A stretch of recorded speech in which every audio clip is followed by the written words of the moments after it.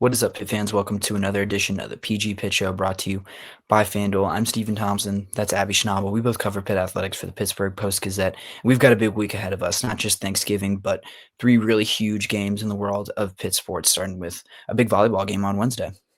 Yeah, I mean, the main event is going to be on Saturday, but it is exciting. You've got two ranked teams for volleyball tonight. You have two ranked teams for football on Saturday. And then, yeah, hoping Pitt basketball can dig themselves out of a hole against an unbeaten Ohio State team. So I'm not sure how well that's going to go. But, it's really cool that there are two teams for Pitt athletics right now fighting for ACC championships. And both of them have, at least a share of the regular season title in their own hands. And then it's just going to be a waiting game on Saturday, which is a little unfortunate, but also just great that these two teams have put themselves in this position. Absolutely. And, Pitt football will have to wait a little bit, but only if they are able to pull out a victory against Miami on Saturday afternoon. I think, actually got a favorable draw, honestly, being able to play that noon game and not having to scoreboard watch or anything before those late games. Virginia Tech at 7 p.m., SMU Cal at 8 p.m. If I was Pitt football, I would much rather, get my game out of the way, take care of my business, and then worry about what's happening around the rest of the league. Yeah, especially because if you're the later game for Pitt specifically, if those two teams win at that point, it's just like that you're not going to make the ACC championship game, and so I like that they have all of it in front of them, and they just have to take care of their own business. They're not worried about anyone else until after the result, which I think will be good because I don't think this team gets lost in the limelight that as much, as maybe some other teams, but to have a little bit of the pressure of, hoping those teams lose and not having to worry about it until after, I think is a better situation to be in for sure. Yeah, I'm sure Pat Narduzzi and the coaching staff really appreciate it. They don't have to manage the kind of pregame atmosphere or anything like that. They don't have to ensure that their players aren't paying attention to what's going on outside of their locker room or outside of Pittsburgh or Acrisure Stadium, which I think is obviously a benefit, and especially because they are going to have a ton of challenges on the field, and I think it starts with Miami's defense. I think the last time Pitt faced a front seven as good as what Miami can bring, or kind of in that same realm, is 2 weeks ago when they played Notre Dame, and we all know how that went.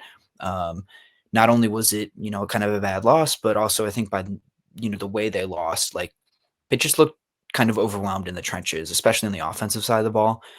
So when you go into this game like against Miami and against Ruben Bain, against Akheem Messidor, those really outstanding pass rushers, I think there's a little bit of apprehension about, is this offensive line up to the task? Are they going to be able to protect Mason Heintschel long enough for this offense to keep humming? Yeah, you got a little bit of I'm not going to say a break because Georgia Tech had its own challenges, but their defense wasn't necessarily one of them.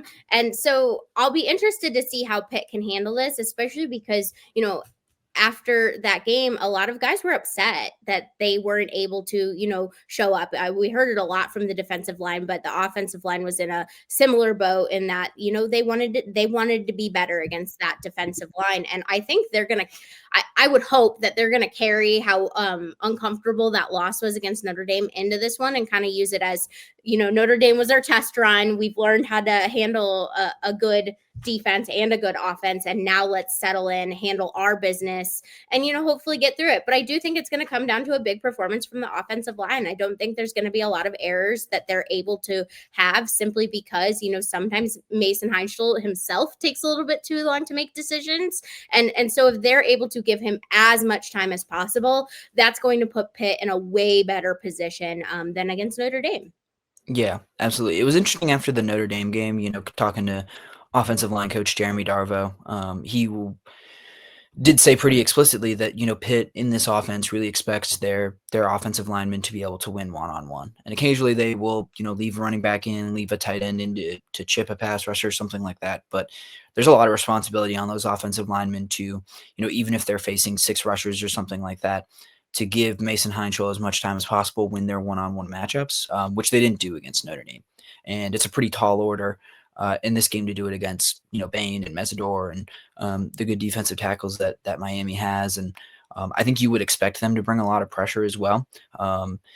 It it just leads me to believe that I think Pitt's going to have to kind of break their mold a little bit, and they're going to have to leave, a tight end in more often to block. They're going to have to, max protect a little bit more often. It's just hard for me to see a way where Pitt is going to be able to not only handle the talent, but just what I expect from Miami is that they're going to bring as much pressure as possible. So, I think as long as Mason Heintschel has time, I think he's proven that he's able to make the right reads and deliver the ball to the right place more often than not. But if Pitt can't protect him, then it's really kind of a moot point.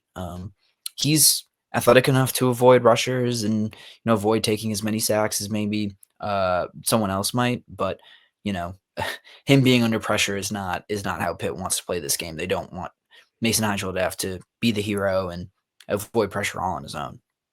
Yeah, and because they're going to have to be crafty, it also could potentially put them into some tricky positions because, this Miami team has been pretty decent at getting interceptions. And while Mason didn't have a single interception last week, we know that he has had interceptions against not as talented teams like Miami. So I guess it really depends on which Mason Heintschel comes out. Is it going to be the one that doesn't throw interceptions, that is really mindful about, all of his options, because he's going to need every single one of them, whether it's handing it off to one of the running backs, whether it's a short pass, a long pass. Like, he's going to have to be able to think on his feet and not necessarily just, the exact play that was specifically drawn up because of the, just the challenge that this Miami defense poses, which I think it'll be a really great opportunity to see how much he's grown from that Notre Dame loss, because he, again, was one of those people that was really upset with his performance.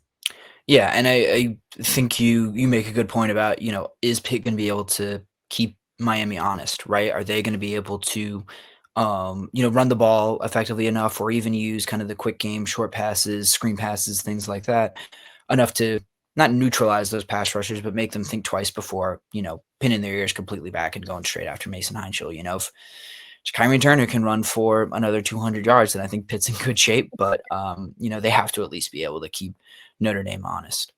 Let's go to the other side of the ball, Abby. What about this Miami offense kind of stands out to you, and what does Pitt need to do defensively? It was a strong showing against, the top offense in the ACC, at least by yards, and one of the top ones by scoring offense in Georgia Tech. And, I thought Pitt played really well.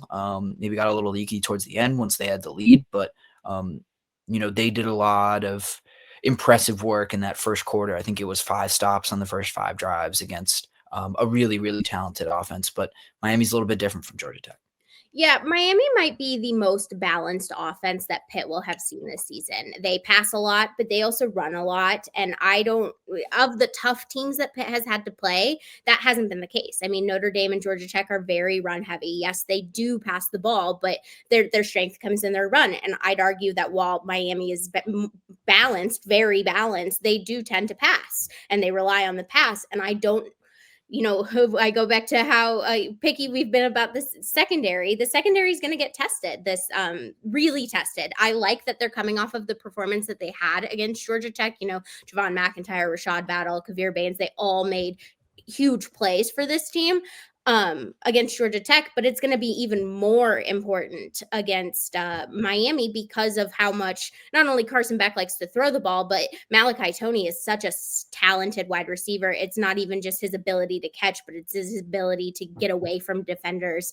And yeah, that's going to be a little bit of a challenge for them. And then it's also the fact that you can't take away you can't ignore the run game because, Mark Fletcher Jr. is a really talented running back for them. And if you just focus on one or the other, Miami's going to take advantage because they're pretty equivalent on both sides. You have to be prepared. Pitt has to be prepared to take out both as much as possible, which is a challenge. I feel better about their ability to stop the run than I do about the pass. But, those linebackers like to get interceptions. And if they can get another interception and help out the secondary a little bit, I think that would be a huge thing for Pitt because you're going to need to get takeaways. I feel it's a lot of the same talking points that we have about the Pitt offense, right? Like, if Miami is able to stay balanced the way that they have all season, if they're able to, beat this Pitt run defense, which has been really good all season, then, it's going to open up a lot of opportunities for where I think the strength of their team is, which is in the passing game, with Carson Beck, but throwing to Malachi Toney and CJ Daniels, another good player at receiver for them. But, if Pitt is able to, keep the game in Carson Beck's hands and force him to throw the ball, then I kind of like what Pitt's been able to do. Like you said, the secondary is coming off of a really encouraging game against Georgia Tech. So, it's a similar thing to Mason Heintschel. Like if you're able to get yourself into some advantageous pass rushing situations, if you're able to pin your ears back, if you're able to put some pressure on Carson Beck, then I think you're in really good shape. And if not, if the running game starts to kind of lean on you a little bit, then you're seriously in trouble. I think the other thing is I'm interested to see how Miami reacts to the weather. It's going to be close to freezing temperatures in Pittsburgh on Saturday afternoon. Miami spent the vast majority of this season. I don't think they've played north of the Mason-Dixon line yet this Yeah, season. Dallas is their farthest north that they've played.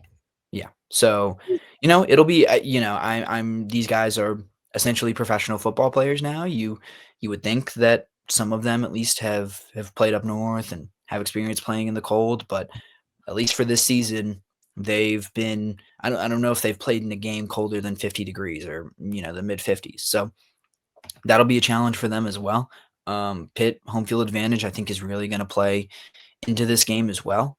So I think that's another thing I'm interested in is how does the offense in particular react to the weather, because it is not going to be Miami down there or up there in Pittsburgh over at Acrisure Stadium. It's going to be tough in weather like that.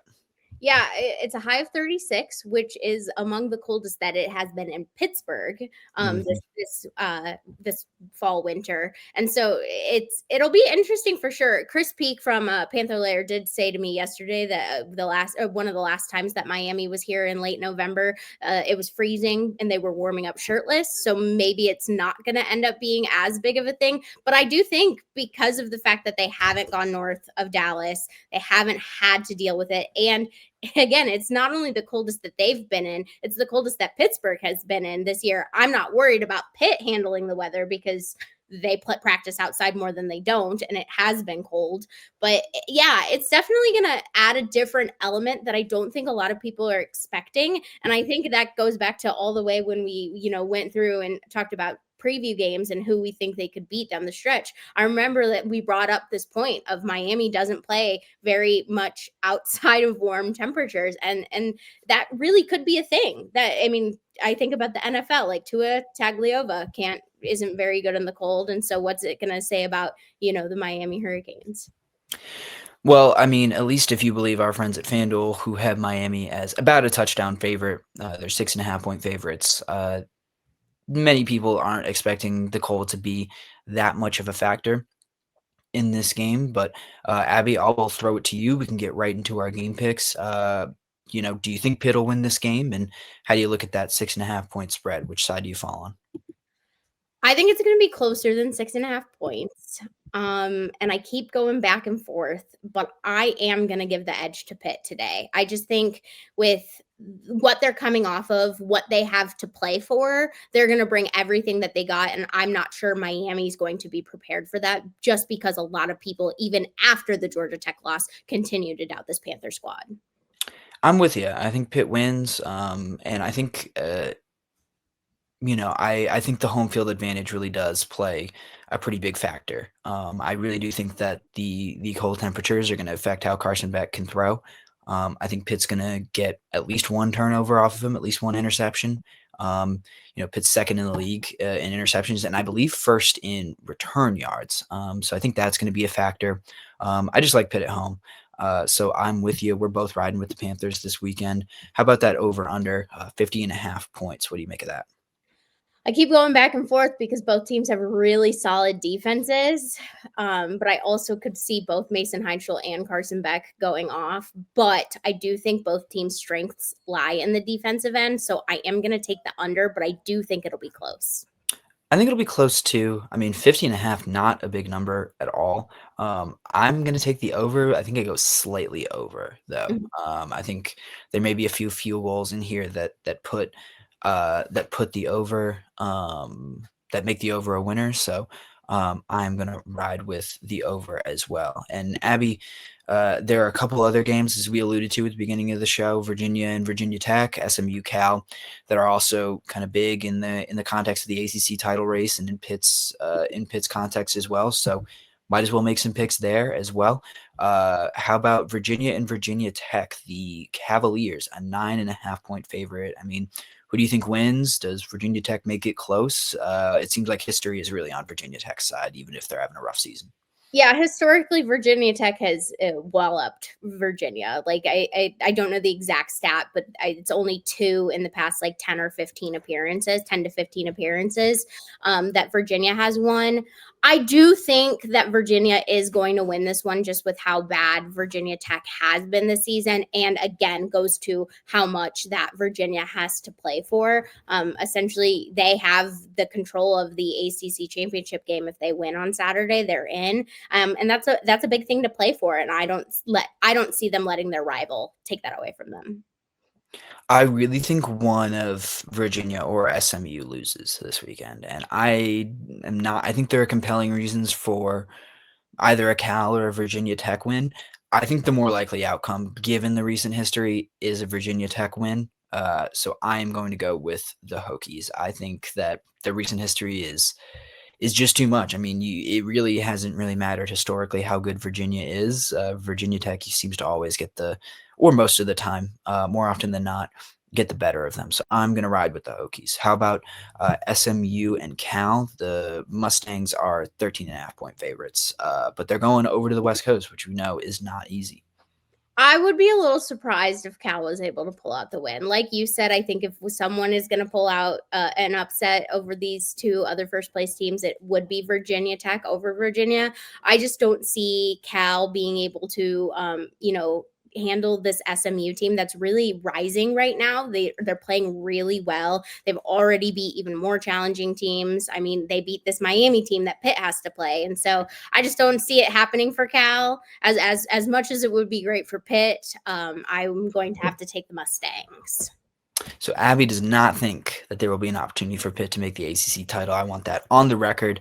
But yeah, I'm with you though. I really don't think this is the spot for Cal to pull the upset, especially after they fired their head coach on Sunday.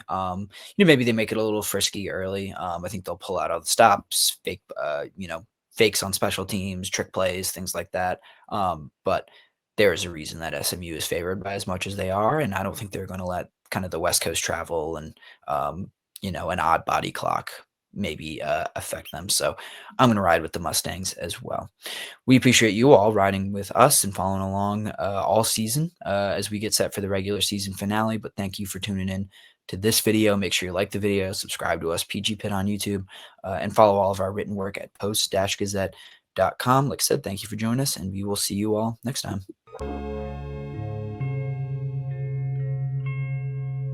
Thank you for checking out this content from Post-Gazette Sports. If you watch this video on YouTube, please like the video and subscribe to our channel.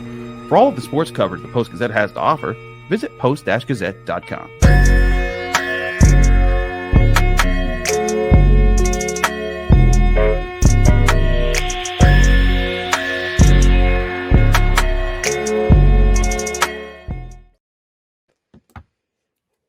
For the record, I do think